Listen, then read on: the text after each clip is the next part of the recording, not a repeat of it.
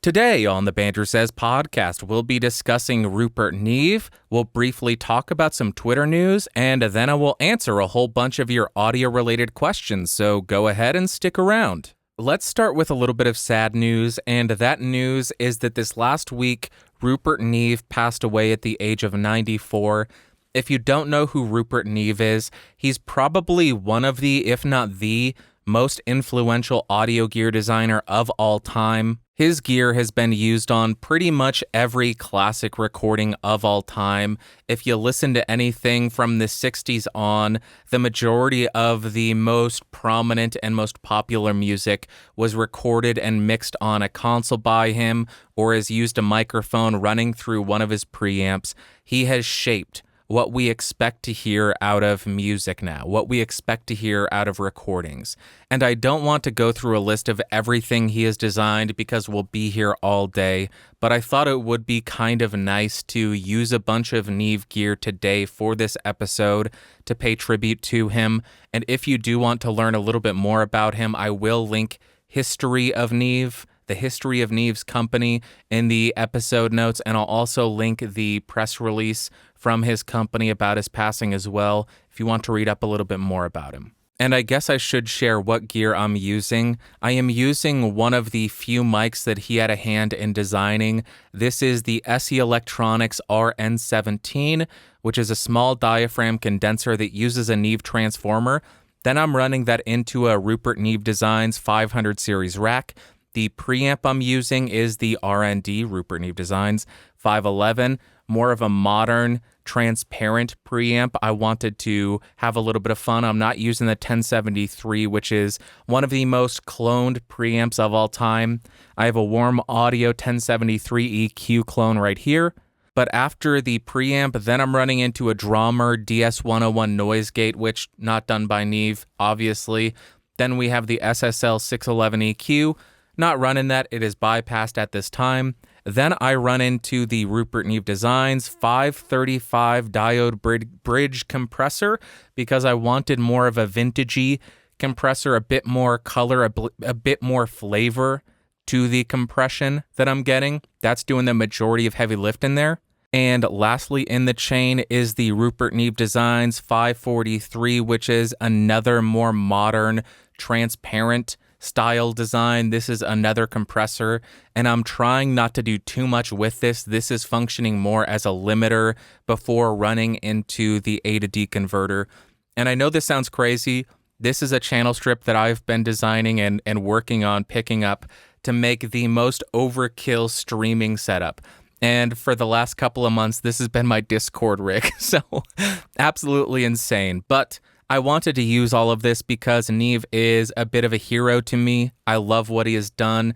And Chris Curran, I'm sure many of you know who Chris Curran is, Podcast Engineering School. We have made jokes for many years at this point talking about jumping in a car and driving out to Texas to hang out with Neve because he has made such amazing gear and had such a huge impact on recording, and we would have loved to have spent some time with him. So Neve, thank you very much for everything that you did. Rest in peace. And if anybody does want to read anything more about him, I will link a couple of posts in the episode notes. Now that we have talked about something sad, let's talk about something that doesn't matter. Twitter. Twitter has announced that they are going to be attempting subscription services. That is right. Twitter is back with more monetization schemes. They want to suck as much money out of you as possible. Twitter has moved from sucking people's souls out of them and destroying and crushing souls to trying to steal money out of your wallet. And there are two options that I found most interesting here.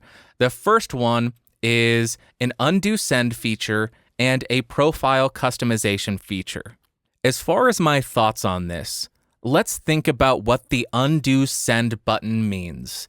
What does undo send accomplish? It removes your tweet from existence so you can republish something and correct it. Right? That makes perfect sense. Now, what else allows you to do that? Oh, the delete button. They are rebranding the delete button and saying it's an undo send button. Give us money so you can undo send. so you can delete your tweet. We'll just call it something different. That's insanity to me, and I am sure some people will fall for it. Before you fall for it, think about what it actually is. It's a delete button with a different name. And secondly, you have the profile customization. You can add all of these different colors to the background, add a little designs to your profile. I really look forward to this. The thing that I have always wanted since MySpace crashed and burned is having MySpace level profile customization again. I miss that so much. The internet is lesser not having that kind of profile customization. And I am honored, I am thrilled that Twitter is willing to give us the opportunity to give them that money. And on the note of paying Twitter for these services, I pride myself on keeping my ear to the ground and really trying to understand what people want before the majority of society knows about it. I want to be the first to market. And that's where Twitter comes in, because there has been a huge unmet demand for a service or more of an opportunity to pay a company on the internet so that a random stranger on the internet will have the ability to send you messages calling you a huge piece of whenever you post anything. And that's where Twitter comes into play, because that's the service they've been offering, and now they are going to be allowing you to pay them for that amazing capability. And I just want to say that Twitter is at the forefront of society. They understand their user base. They understand what is good for the world. And it's truly amazing. Good on you, Jack Dorsey. Good on you, Twitter. I will go ahead and link the TechCrunch article in the show notes in case you want to read what other brilliant ideas they have. Next, from Twitter, politics. Twitter has permanently banned Trump and won't reinstate his account even if he runs for president again. And Twitter permanently banned Project Veritas. Blah, blah, blah. Politics. Twitter is a political actor now. Blah, blah, blah, blah, blah.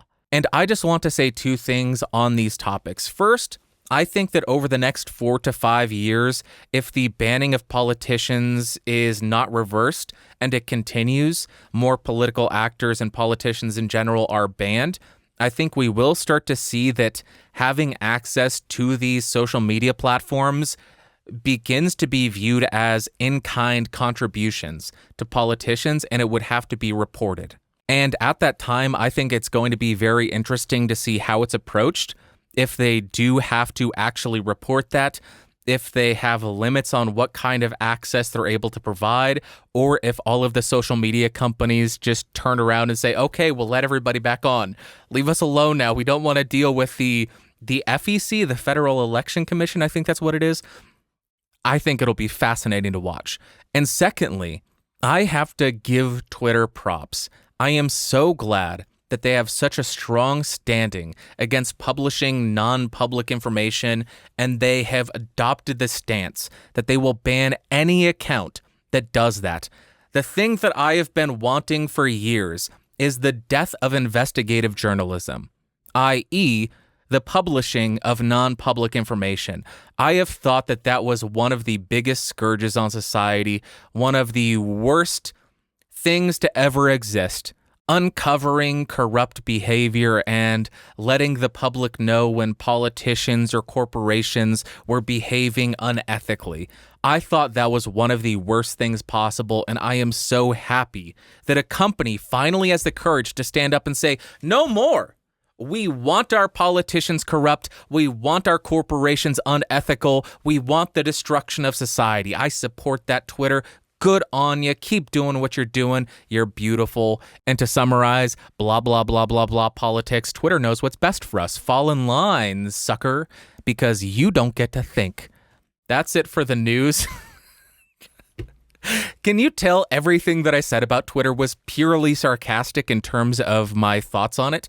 I think Twitter is a terrible company. I think they continue to prove to us that they are a terrible company, and it's amazing that news agencies, tech news coverage people, I don't even want to call them journalists, tech news coverage people, we'll call them that, think it's a good idea They are not calling it out and criticizing it as negative behavior. That's the most shocking thing to me.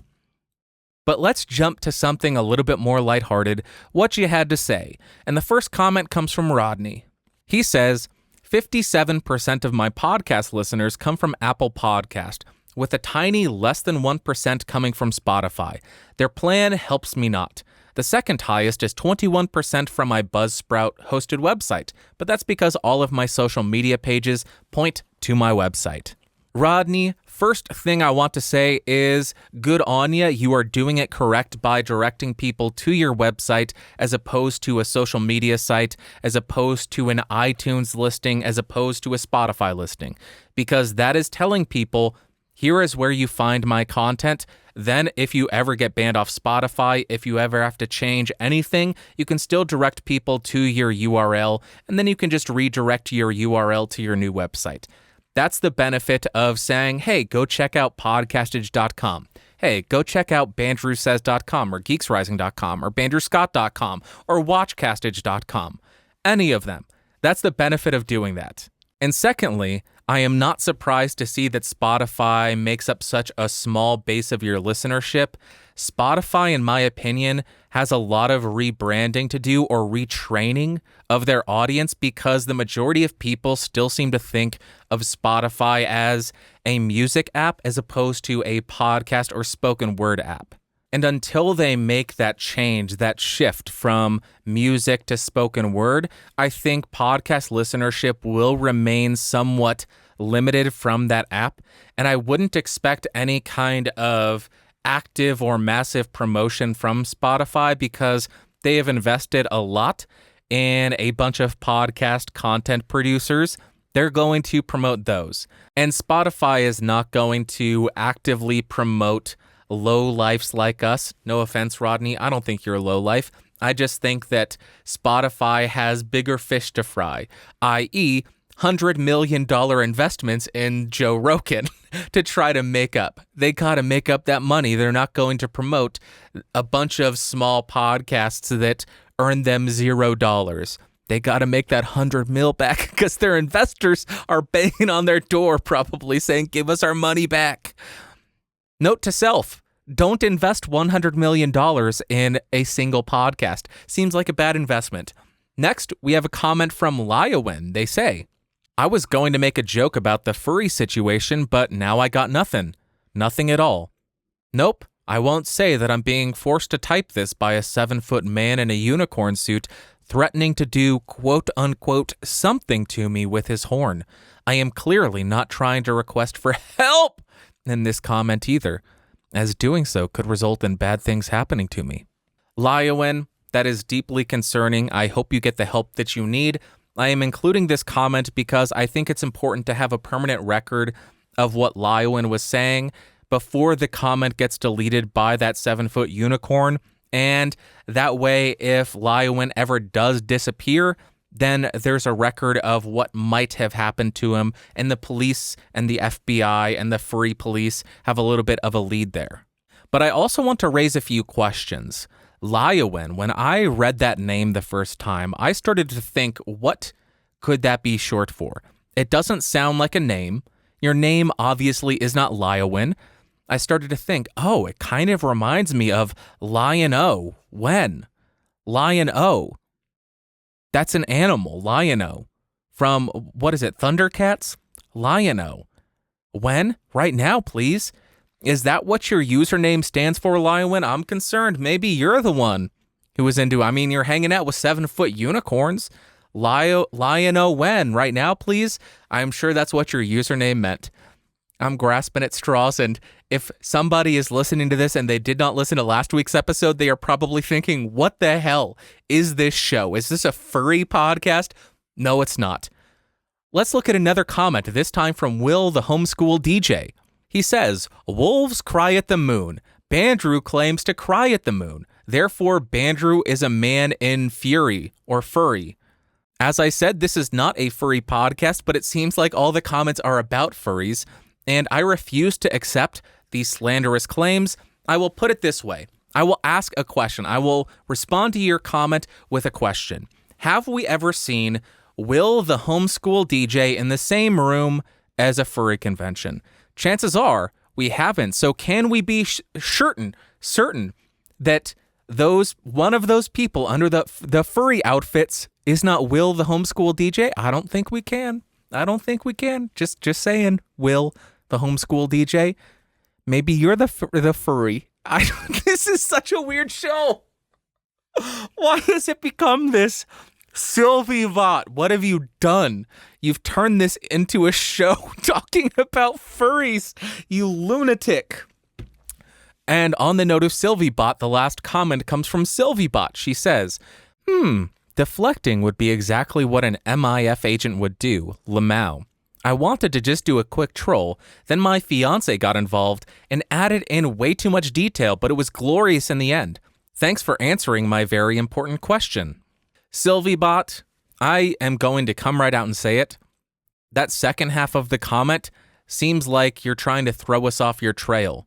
Like we got too close to the real answers and you are part of a massive government cover-up trying to mislead myself and the people who listen to this show. I do not appreciate it, and I bet we hear some kind of new disinformation scheme next week from you. I bet we do. And I'm not going to buy a second of it.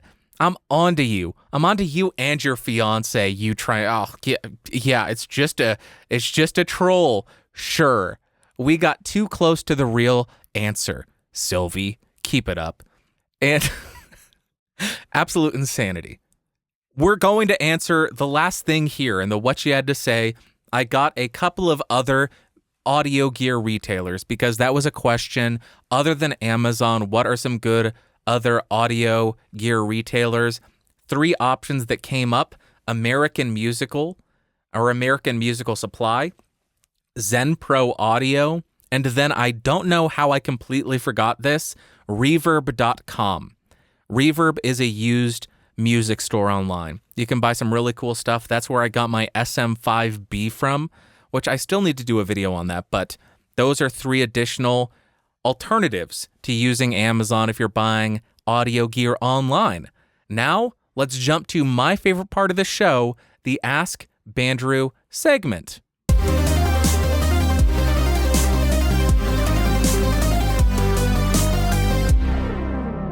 Alrighty, welcome back to the Ask Bandrew segment. If you have any questions, go to askbandrew.com. There are instructions on how to send in audio, video, or text-based questions. I do prefer audio and video because then I don't have to read. I am a big ol' stupid idiot person with a broken brain from a lot of head injuries. I don't read good. I don't speak well. I don't read good or speak good. Help.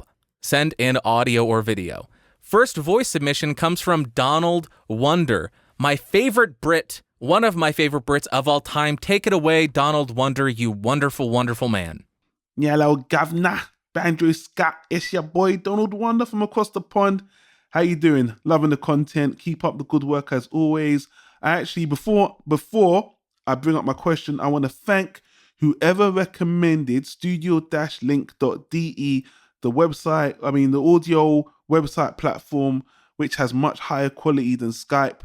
They have a free tier, they have a paid tier. It costs 1 or 2 or 3 euros. It is fantastic. I know you said you were going to test it out, Bandrew. You haven't got to it yet, but I don't think there's much to it anyway. I've been using it for the last 4 months and I love it. Studio-link.de. So thanks, listeners, for recommending that. You saved me a lot of money. Here's my question. Bandrew, the Voice of Mail podcast is about to celebrate its 50th episode, and I've had an idea of what to do for the anniversary. The most typical ideas is, doing a clip show, playing your best episodes, getting a guest on to celebrate, maybe even having a competition. But I was actually wondering, do you have any, you or the audience listening, do you guys have any creative ideas on what to do on anniversaries? And I think 50 and 100 are big ones. The idea that we're going to do, which I don't really want it to be a secret, we're going to have a guest on and we're going to go back on our episodes and kind of recontextualize a lot of the things we discussed, because a lot of things have changed. For example, and I'll be quick, I believe it was a year or 2 ago, Canada legalized marijuana. And a lot of people were wondering how that was going to affect the economy and if it was going to work. And, you know, they were so bold to do it. And looking a year later at how it's affected them, that's part of the discussion we're going to have as just one topic. We talk about a lot of things. So, guys, what would you do? Is there any creative ideas you guys would use for your anniversaries, whether it's 50 or 100? I want to hear it. Bandrew, what would you do for Podcastage or the Bandrew Says podcast for your anniversaries? Would you have us all voicemail in, put it together? It's interesting. I'm wondering. I've still got time. Our 50th episode's coming in a few weeks. I just want to hear what people have to say. I'll look at the YouTube comments to what people have to say about that.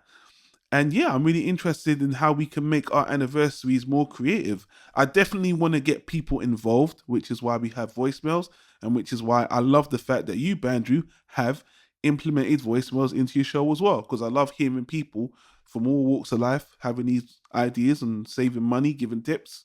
So anyway, that's my question. Is there any creative ways we can celebrate our anniversaries using audio, voicemails, what have you? Let's hear it from the audience. Love the show, Bandrew. Thanks for helping me create good content by the advice for microphones and all the software stuff. Oh, last thing, Bandrew, down the line, are you going to do a most helpful software video? You do mics a lot, but what audio software? I would like to see a top 5 most useful either plugins or audio software that I use. Rogue Amoeba comes to mind, their company, but yeah. Let me leave it at that. Long enough voicemail. Thanks for listening, guys. Peace out. Donald Wonder, thank you so much for the amazing question. I am sorry it took so long to get back to you. I looked up the Voice of Mail podcast. Turns out they have concluded the series, unfortunately. I will link the Podbean if you want to check it out while it still is up there. And as I mentioned, Donald is one of my favorite Brits in the world. Great questions. Donald, if you're listening to this, send in an email and let us know what you're working on now, because I checked your Twitter. I didn't see anything else that you're working on. Would love to see what you're doing now. Then we have your questions, and the first one is creative ideas for anniversary or celebration episodes. I will start by saying I am a boring person, and I don't think that celebration or anniversary episodes should really detract from the main content that you make. Because the main content that you make is why people subscribe. Why are you going to say, hey, let's celebrate and provide you with something that none of you really care about or subscribed for or follow for? I think if you are going to be doing a celebration, it shouldn't detract from what you mainly do. For your show, I think the idea of having a retrospective and revisiting some of the prior topics is a great idea that fits within the context of your show. It allows you to provide some updates for it. It's not a self-congratulatory patting on your back for an hour in your feed. I think that works perfectly well. For me, I don't think there's much that I would do. I mean, next episode is going to be episode 250, a quarter of a millennia, a quarter of 1,000. We'll just go with that. 250 episodes. That's wild. I don't plan on doing anything special. I plan on making another episode, talking about stuff and screaming at you about stuff. I feel pretty fortunate that I have voice submissions and emails and questions every single week. So in that regard, I think every week is kind of a celebration, to sound hokey and cheesy. You guys are my weekly celebration. I really do appreciate it, though. I get to interact with all of you. I get to hear how you sound. All of that is wonderful. And it makes it so there's not really anything special I could do for a 250 or 500 or 1,000 episode. I'm going to continue to make the content that people watch and subscribe for. But I will pass the question off to anybody listening or watching. Let me know on YouTube in the comments to this episode, what are some special celebrations that you would like to do for one of your projects? What is something that you think would be cool to do to celebrate a milestone? 50 or 100 episodes or 5 years of podcasting, whatever it may be. Let me know in the comments.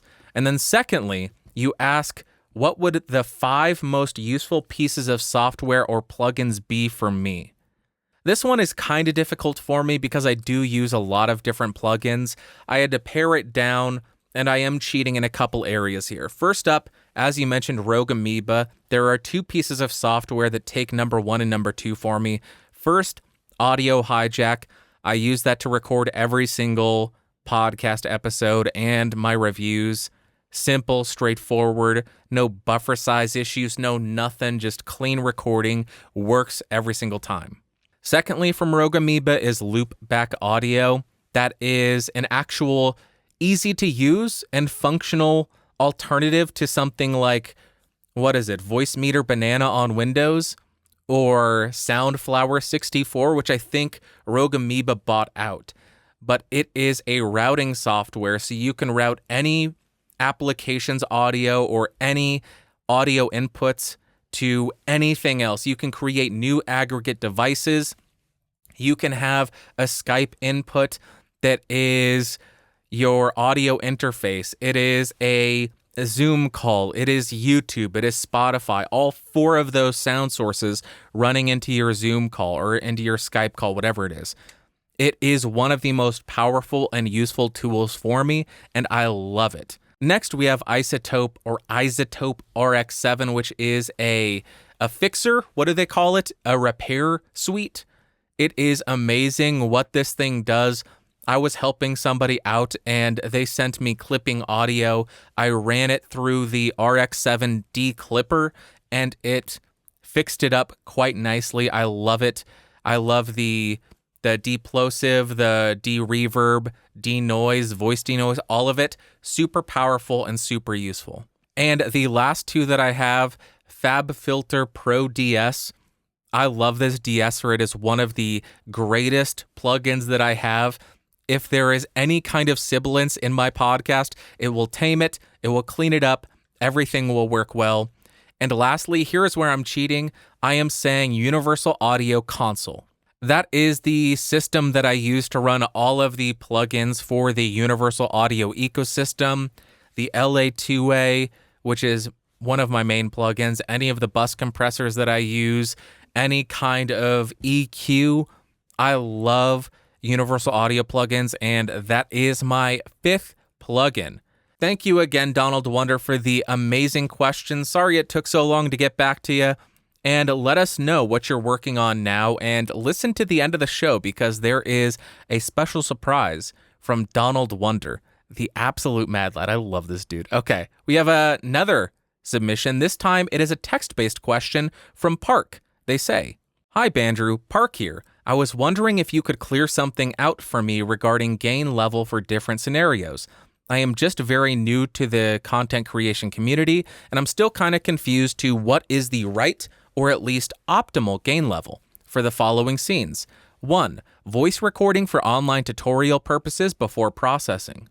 2. Final output after processing for uploading to social media. 3. Live broadcast via OBS going to YouTube, Facebook, or podcast. I hope you could answer my queries. Keep sharing and stay safe. Park." Park, thank you very much for the questions. I appreciate you. Let's start with the first one. The level that I would recommend for recording voice recordings for tutorial purposes before processing. For that purpose, I would recommend recording at around -18 dB. That allows plenty of headroom. So if you were to get really loud and scream into your microphone, you would be much less likely to clip. If you get excited while you're recording, you're much less likely to clip. You have 18 dB of headroom to play with before you run into any issues. So that is the answer for vocal recording prior to any processing, -18 dB. Then we run into a little bit of an issue with the next 2 scenarios because it doesn't address loudness. If we're just shooting for a dB, a peak dB, then we run into issues because you could have a peak that hits 0 dB. The rest of your recording could be -12 dB. So for the first scenario, final output after processing for uploading to social media, I think you need to look at something called LUFS, LUFS, Loudness Units Full Scale. I believe there is a free plugin called Levelator that you can download, and if I'm not mistaken, it does level to LUFS, but as far as the level I would recommend, I think for an output for YouTube or social media, negative 18 lufs is a perfectly reasonable level. It's not too loud, it's not too quiet, it's not over boosting it, it's not overly going to compress it. It is a great middle ground. Podcasts typically are around negative 16 lufs, and that is reasonable as well. But depending on the plugin you're using, that can start to get a little bit over compressed, a little bit over boosted sounding, a little bit artificial, a little bit odd sounding. So for your application, I think negative 18 lufs would be a good jumping off point. And then live broadcast via OBS. I made a tutorial about setting levels in OBS, and it is on Twitter. I will link it in the episode notes.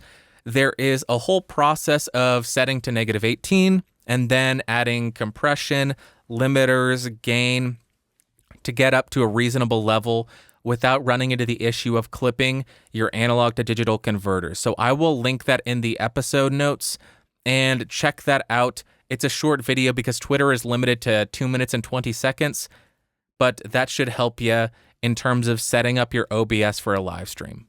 All right, we have another voice submission, this time from Sean. Take it away, Sean.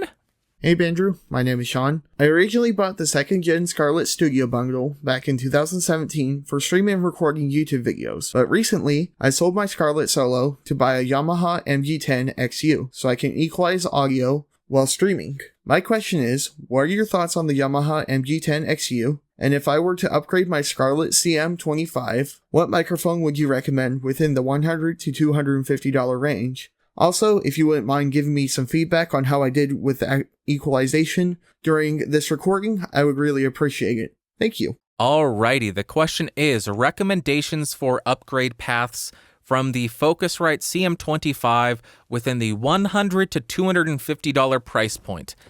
At this point, my recommendations are fairly predictable because I recommend the same thing over and over and over again. I am sure that most people already know what I'm going to recommend.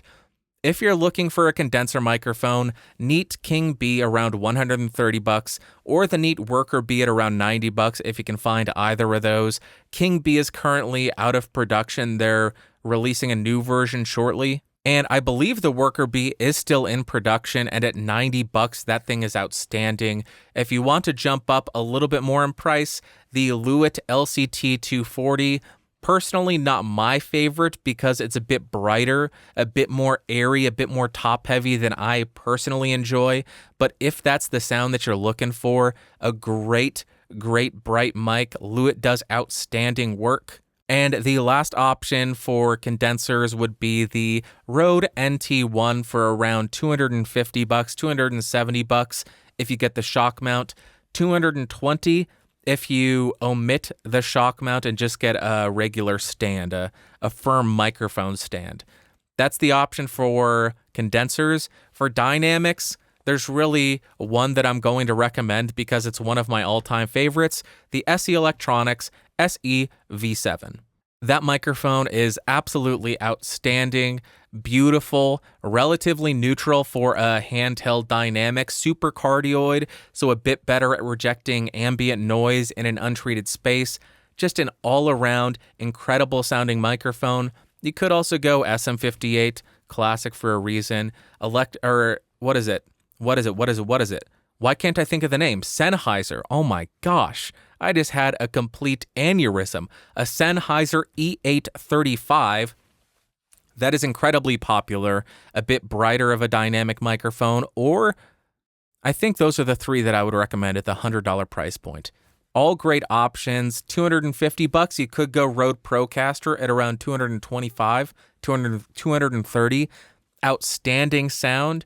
You get somewhat similar to an SM7B, but also a bit brighter without sounding harsh like some other dynamics that are overly boosted in the top end that I am not a big fan of. Those are my recommendations to you, Sean. Hopefully that helps you out. Best of luck on your decision. Next, we have a submission from Johan. Take it away, Johan. Hey, Bandrew. I'm Johan from Winnipeg, Canada. I'm a huge fan of the show. In fact, I simply won't buy another microphone until getting a review from you online. So there's some upcoming mics that I'm excited about that I can't actually buy because you haven't reviewed them yet. So my question today is in regards to USB microphones. I know you get a lot of questions. What's the best USB microphone under $100 or whatever? But this is a little bit different. You get a ton of questions about this, and it usually results in you recommending like the Samsung Q2u. But my question is, would you be recommending the Q2u as a standalone XLR, or are you simply recommending it because it's a decent sounding USB mic? For example, I have the Q2u, but I also have some SM58s. I have a Sennheiser E945. I have a Rode Pod mic and an AT2035, which is my only condenser mic. So as an XLR, where would the Q2u rank among those in your opinion? I use my mics for both podcasting and recording music, if that makes any difference. But I'm mostly curious because I'm looking forward to seeing how the Samsung Q9u is going to perform when it comes out. And everybody's going to be recommending it based on USB because I would otherwise just buy a better quality XLR mic. So that's my question. I look forward to hearing your answer on the show. Alrighty.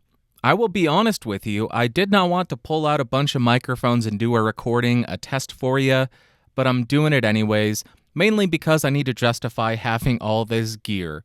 If I say I have it so that I can run tests and comparisons for people, I ought to run tests and comparisons for people. Now, as far as whether or not I recommend the Q2u as a standalone XLR mic, I really recommend it because it is the cheapest and simplest way for the majority of podcasters to get a piece of gear, plug it in, and start recording and get a tolerable sound. A sound that the majority of people are going to be okay with. But then if you start to look at it as buying the Q2u as an XLR microphone solely for the sound, then it becomes a little bit more difficult to justify because you are paying $70 to $80 if you're able to find it for an XLR mic and for the USB components. So this is how it has been sounding on the XLR mode running into the Focusrite 18i20. I'll switch to the Behringer XM8500 and then the Shure SM48 so you can hear how it compares against those. And now I am on the Behringer XM8500. As I mentioned, the Samsung Q2u goes for about $70 to $80. You're paying for the XLR and the USB components in that. The XM8500 goes for $20 to $25. Much more affordable. It is only an XLR microphone, but gosh darn it if it does not sound outstanding for $25. I am still to this day blown away by how this thing performs. And for those who already have interfaces and they want a dynamic mic and they're on a budget, this is typically what I recommend them. But we have one more to throw on the recorder and see how it sounds compared to the Q2u. And now we are on the Shure SM48. This is another standalone XLR dynamic mic. This goes for around $40. Now, to circle back to the question at hand, if you're looking for an XLR mic, would I still recommend the Q2u? Not necessarily. If you truly are just looking for an XLR dynamic mic, I think there are other options, XM8500, SM48, for significantly cheaper that can perform just as well. Your podcast listening base will have no complaints about the audio out of either of these XLR dynamic mics.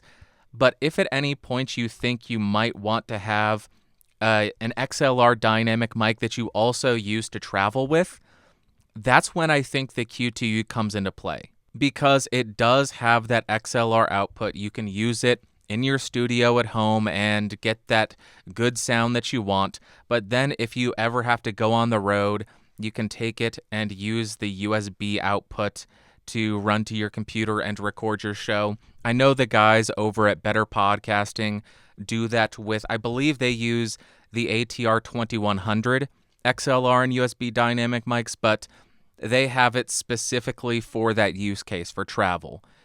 If that's you, then yes, I would recommend the Q2u for XLR and USB. Again, I'm recommending it because XLR and USB. If you just want an XLR dynamic, I think there are better options out there, and you can save a few bucks and then go buy a pizza and become fat like me.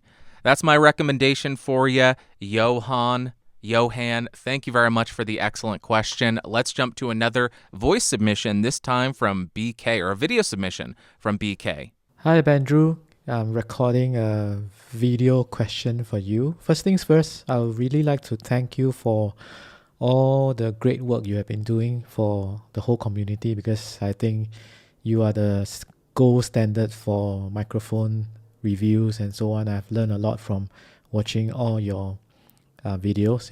Really do enjoy you tossing your boxes around and crushing the stickers and stuff like that. Now, I have a unique question. I've not seen anyone ask it so far, I think, in a way. So my use case for my audio is actually for a lot of online Zoom meetings, and try as hard as I could. I can't seem to get it right. The usual settings for Zoom meetings, I've done it already, turning on original sound and all those, turning off the as much as possible the processing that is done on Zoom, right? But I think there's still a little bit of processing that's being done on Zoom. So my question is this: so when I do an online meeting, even though the levels that I have seems all right, so I do a double ender and I record it on the computer itself. But when I go onto a Zoom meeting, and sometimes we do stream it out from Zoom as well, typically my audio is softer than the other participants, right? And I'm actually at 100% on the Zoom audio already now. So I used to be using a Motu M2, and I had some issues with that interface. So I've actually purchased a new interface. So now this is actually the Shure SM7B that goes into a DBX286S, which then goes into Complete Audio 1 as an audio device because it seems cleaner. I'm not sure. I think my Motu M2 had a bit of a issue. It seems to be a faulty unit, I think. I'm working with the manufacturers to see whether I can resolve that. But so this is cleaner, right? But yet I can't seem to get the levels and the settings right. I just need to, if I turn it up, then I can't record it at the right level as a back end, as a backup. But if I don't turn it up, then inside Zoom, I'm actually softer than everyone else. So just wanted to hear your advice on what we can do for live meetings or live stream meetings on a platform like Zoom. What's your advice, and what have you done? Or do you do any of these Zoom meetings, and what's the settings that you could recommend for the setup that I have? So once again, thank you for all the wonderful videos that you put out. I learned a lot from them, and thank you for taking the time to answer my question. I hope I didn't ramble on too much. My name is BK. I'm actually from Singapore, but living in Malaysia right now, in Kuala Lumpur in KL.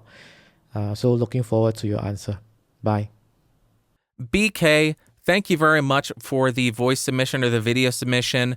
Great question. And to reiterate the issue, in Zoom meetings, you're finding that when you're restreaming those meetings, you end up being quieter than everyone else.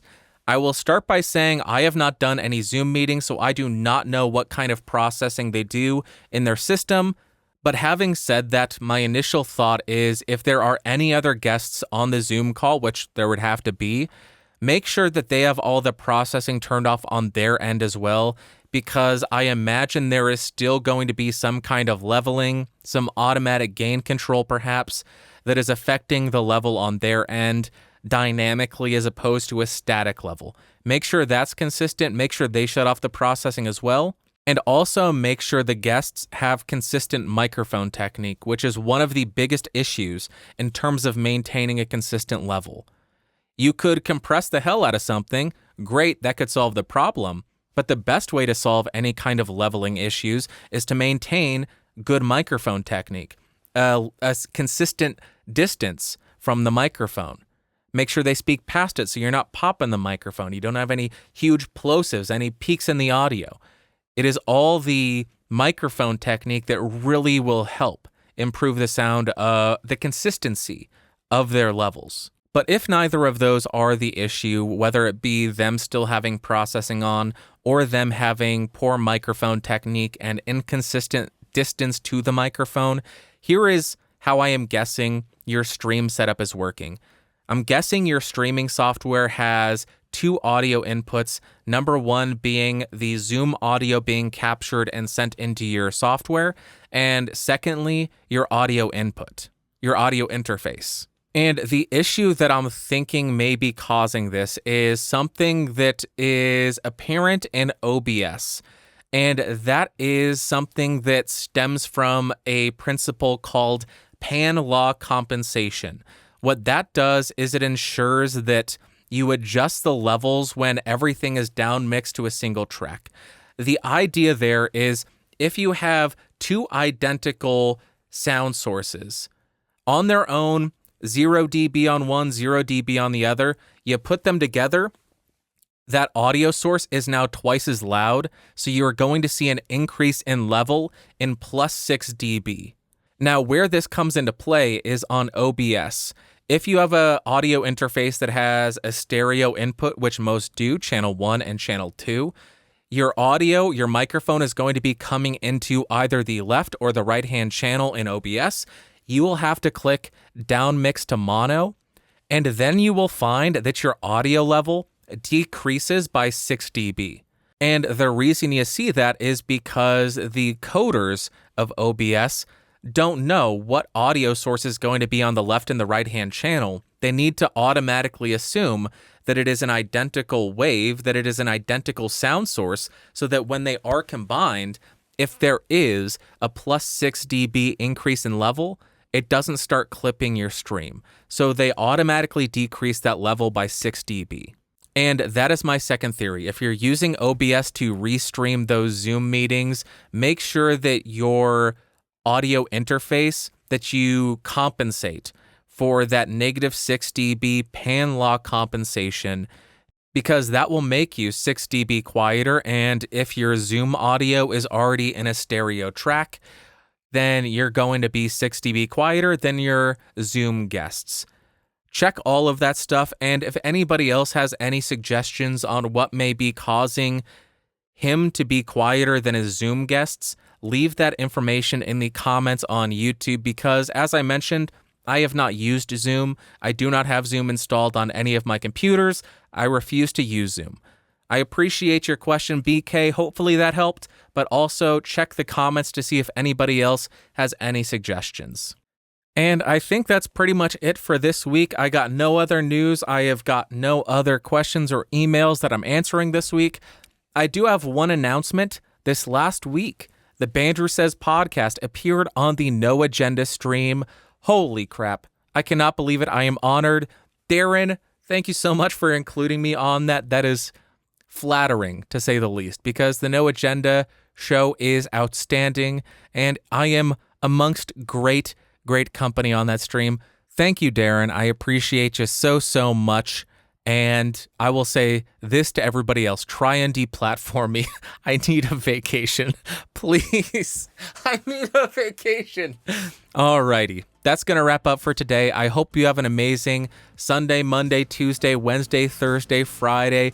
Next Sunday, I will talk at you. I appreciate you so damn much. I love you. I will talk to you then. Bye.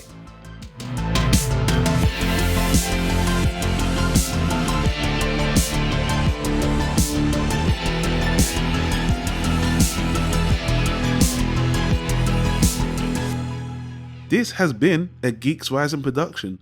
Your executive producer has been Bandrew Scott. For more information, head on over to www.geeksrising.com.